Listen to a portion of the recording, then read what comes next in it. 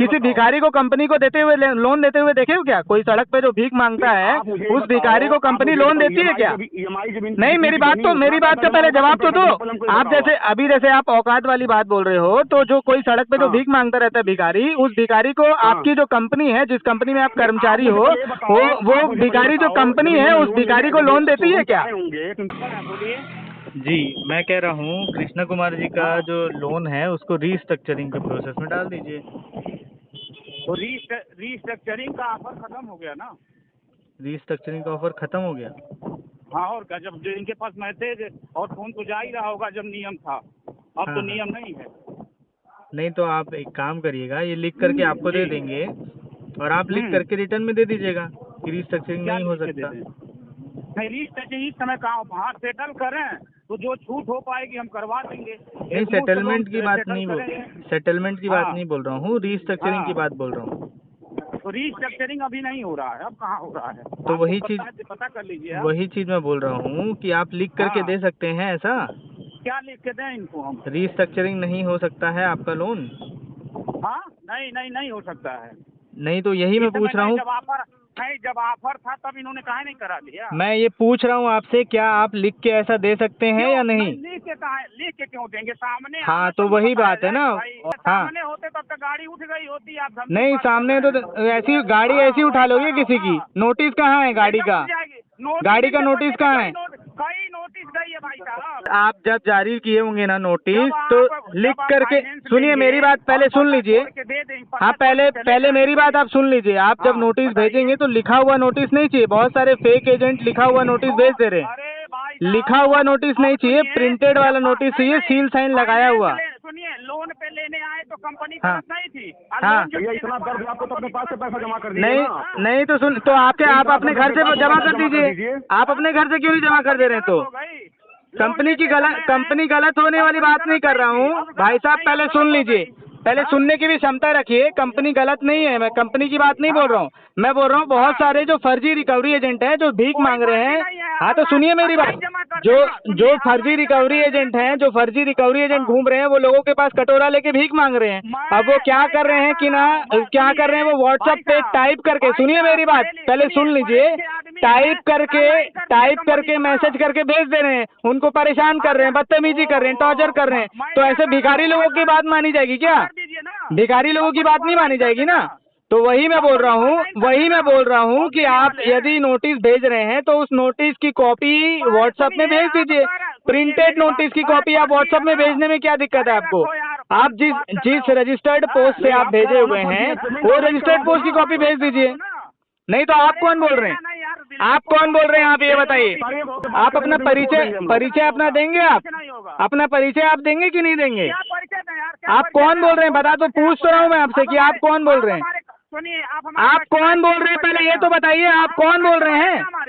आप कौन बोल रहे हैं? पूछ तो रहा हूँ मैं आपसे।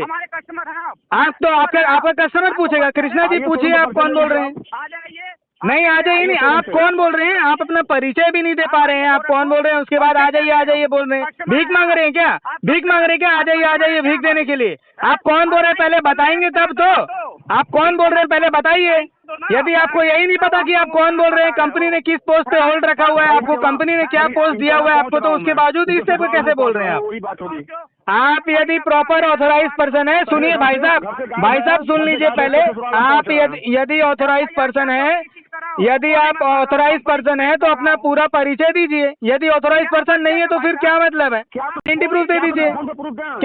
क्या दिक्कत आएगी? हाँ, दिलीप सुनो। हाँ, सुनिएगा भाई साहब, 2 मिनट हमारी बात सुन लीजिए। हाँ, एक जो कॉल आती है, हाँ, कंपनी को ऑनलाइन पेमेंट कर दिए, हमको स्क्रीनशॉट दे दीजिए कंपनी का। तो कंपनी का स्क्रीनशॉट आपको क्यों दें? आप अपनी प्रॉपर आइडेंटिटी प्रूफ दीजिए ना। अरे आप कंपनी से हैं कि नहीं, ये कैसे पता चले? आप यदि किसी कंपनी से हैं तो कंपनी ने आइडेंटिटी कार्ड दिया होगा ना आपको। बिना आइडेंटिटी कार्ड के तो कंपनी भी नहीं रखती है। मेरी बात, कंपनी का आप प्रॉपर आइडेंटिटी कार्ड देंगे तो आपको पैसा मिलेगा। यदि आप आइडेंटिटी कार्ड नहीं दिखाएंगे तो इसका मतलब ये है कि आप भिखारी आदमी है, साफ और सीधी बात। आप प्रॉपर डीआरए हैं तो अपना आइडेंटिटी कार्ड शो करिए। आप प्रॉपर डीआरए हैं तो आइडेंटिटी कार्ड शो करिए। आप जैसे भिखारियों को नहीं बताया जाएगा डीआरए क्या होता है। सुनिए, डीआरए आप जैसे भिखारियों को नहीं बताया जाएगा, बोल तो रहा हूँ, आप जैसे भिखारियों को नहीं बताया जाएगा। भिखारी लोग को सड़क पे कटोरा लेकर भीख मांगने का काम है, उसको पढ़ने लिखने का काम नहीं होता है, ठीक है। तो आप यदि डीआरए हैं, आप यदि ऑथोराइज पर्सन है तो अपना आइडेंटिटी कार्ड शो करे। आइडेंटिटी कार्ड शो करने में क्या दिक्कत है आपको? अरे आइडेंटिटी कार्ड शो करने में क्या दिक्कत है आपको? आइडेंटिटी कार्ड क्यों नहीं दिखा रहे हैं? कृष्णा जी आप एक काम करिएगा, जो भी व्यक्ति आपके घर पर आए, ससुराल पर आए, कहीं पर भी आए, ठीक है, उनका वीडियो रिकॉर्डिंग कर लीजिएगा और वीडियो रिकॉर्डिंग करके कंपनी को भी भेजिएगा। आइडेंटिटी कार्ड लेकर ही आना। किसी भी व्यक्ति को यदि भेजोगे तो उसको आइडेंटिटी प्रूफ देकर भेजना, डीआरए का सर्टिफिकेट देकर भेजना। यदि नहीं भेज पाओगे तो ये समझ लेना कि आपके खिलाफ भी एफआईआर दर्ज की जाएगी। आप किसी भी नंबर से फोन क्यों ना कर रहे हो, परेशान क्यों ना कर रहे हो, गाली गलौज कर रहे हो, बदतमीजी कर रहे हो, हैं, ये सब बना के रख दियो। ऐसी गाइडलाइन कही है क्या हीरो कंपनी को गाली गलौज करने का? कर्जा मेरा जमा करो। कर्जा आपके घर के लिए क्या? कर्जा मेरा जमा करो, कर्जा मेरा जमा करो, भीख मांगने क्या? कर्जा मेरा जमा करो, कर्जा मेरा जमा करो। कितना रुपए कमाते हो? कितना रुपए कमाते हो? कितना रुपए कमाते हो जो कर्जा दे पा रहे हो? कितना रुपए कमाते हो? मेरा कर्जा, मेरा कर्जा, मेरा कर्जा। अरे भाई कंपनी ने पैसा दिया है, कंपनी ने पैसा दिया, कंपनी प्रॉपर रूल फॉलो करेगी। अब कंपनी प्रॉपर रूल फॉलो नहीं कर रही है, भिखारी लोग आकर थोड़ी भीख मांगते रहेंगे कि कर्जा दो, कर्जा दो, कर्जा दो। आप यदि प्रॉपर ऑथोराइज पर्सन है, यदि आप प्रॉपर ऑथोराइज पर्सन है तो अपना आइडेंटिटी प्रूफ दे दीजिए। सुनिए, हेल्प आपका ही हो सकता है। आपका मान लीजिए 10 रुपया है, 10 रुपया है, आपकी स्थिति बहुत ज्यादा डिस्टर्ब है, तो जो आपका ब्याज लगा होगा, ब्याज में कुछ पैसा आपको कंसेशन हो सकता है, बाकी मूलधन में कुछ नहीं हो सकता है, 1 रुपया नहीं हो सकता है। आप उसके लिए भैया जिस व्यवस्था चाहते हैं बात करवा सकते हैं। और बात बैठे ना, इनको जो भी जानकारी लेना, जो भी हमसे मिलना, जो भी आइडेंटिटी लेना, जो भी कुछ भी करना है, शोरूम पे आए, शोरूम पे आके मिलना है।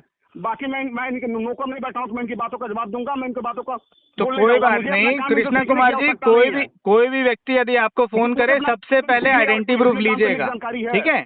कोई भी व्यक्ति अगर फोन करे सबसे पहले आइडेंटिटी प्रूफ लीजिएगा। यदि कोई व्यक्ति घर पर आए तो उससे भी आइडेंटिटी प्रूफ और डीआरए का सर्टिफिकेट लीजिएगा, ठीक है। ये गाइडलाइन है आरबीआई की, ठीक है।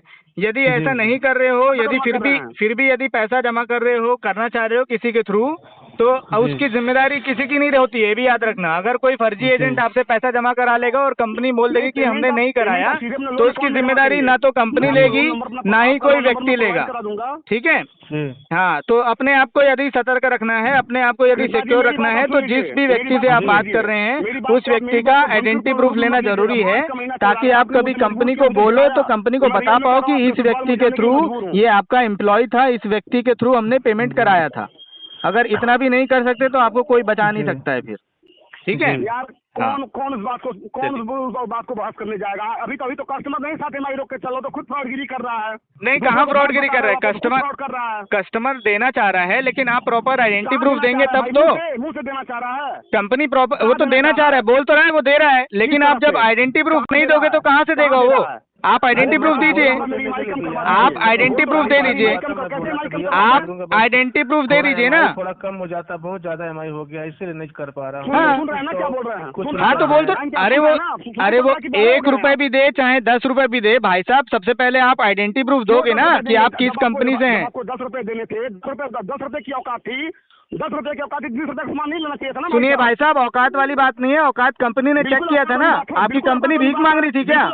कंपनी भीख मांग रही थी क्या? कंपनी ने औकात पूरी देखा है। सुनो मेरी बात पहले सुन लो। आप सड़क पर थे क्या? सुनो ना मेरी बात तो सुनो। आप सड़क पर किसी भिखारी को कंपनी को देते हुए, लोन देते हुए देखे हो क्या? कोई सड़क पे जो भीख मांगता है उस भिखारी को कंपनी लोन देती है क्या? नहीं, मेरी बात का पहले जवाब तो दो। आप जैसे आप औकात वाली बात बोल रहे हो, तो जो कोई सड़क पे जो भीख मांगता रहता है भिखारी, उस भिखारी को आपकी जो कंपनी है, जिस कंपनी में आप कर्मचारी हो, वो भिखारी जो कंपनी है उस भिखारी को लोन देती है क्या? कोई ईएमआई वगैरह बता करके डॉक्यूमेंट। हाँ बिल्कुल किया गया होगा। हाँ बिल्कुल। अब मेरी बात आप सुनोगे 5 मिनट के लिए? नहीं, पहले मेरी बात आप बताओ। हाँ। मेरी बात आप बताओ। जब डॉक्यूमेंट साइन किया होगा तो इनको बताया गया होगा ना इतने की ईएमआई आएगी, बिल्कुल मंथ में आएगी, मंथ वाइज आपको जमा करना, सारी बिल्कुल बताई गई होंगी ना। बिल्कुल बताया गया होगा। तब आज इस बात का क्या मतलब है कि मेरी ईएमआई कम करवा दीजिए? ऐसा भी हो सकता है क्या? ऐसा भी पॉसिबल है क्या? हाँ, अब मैं आपको बता रहा हूँ, मेरी बात सुनोगे आप 5 मिनट के लिए? बताइए। हाँ, आपकी कंपनी ने जब चेक किया था उस समय व्यक्ति की ट्रांजैक्शन अच्छी थी, आपकी कंपनी ने जब लोन दिया था, अब पहले सुन लीजिए ना, पहले पूरी मेरी बात सुन लीजिएगा, उसके बाद बताइएगा। आपकी कंपनी ने उसका स्टेटमेंट देखा, ट्रांजैक्शन देखा, कितने का ट्रांजैक्शन हो पा रहा है, उसकी इनकम कितनी है, सब चीजें देखा, उसका डॉक्यूमेंट चेक किया, सब डॉक्यूमेंट सारा चीज चेक करने के बाद आपकी कंपनी ने लोन दिया, ठीक है। पहली बात तो ये है। अब उस समय उस व्यक्ति की कंडीशन बहुत अच्छी थी, जिसकी वजह से कंपनी को भी लगा कि हाँ कंपनी दे पाएगा, उस वो व्यक्ति जो है अपना लोन पे पटा पाएगा। अब पटा पाएगा, इसीलिए कंपनी ने ईएमआई सेट किया, और इसीलिए उस व्यक्ति ने भी ईएमआई को सेट किया कि मान लीजिए मैं 50,000 कमा रहा हूँ तो मैं 20,000 रुपए ईएमआई दे पाऊंगा। अब लेकिन क्या हुआ, लेकिन सरकार ने जब से जीएसटी लाया, नोटबंदी करी, लॉकडाउन लगा दिया, उसके बाद से लोगों की आर्थिक स्थिति कमजोर हो गई, ठीक है। तो जो कंपनी, जिस कंपनी ने पहले लोन देने के लिए जो सब चीज देखा था, ट्रांजैक्शन देखा, अकाउंट देखा, मंथली स्टेटमेंट देखा, वही कंपनी अगर आज की डेट में भी देखेगी तो आज की डेट में उसकी ईएमआई को कम कर सकती है।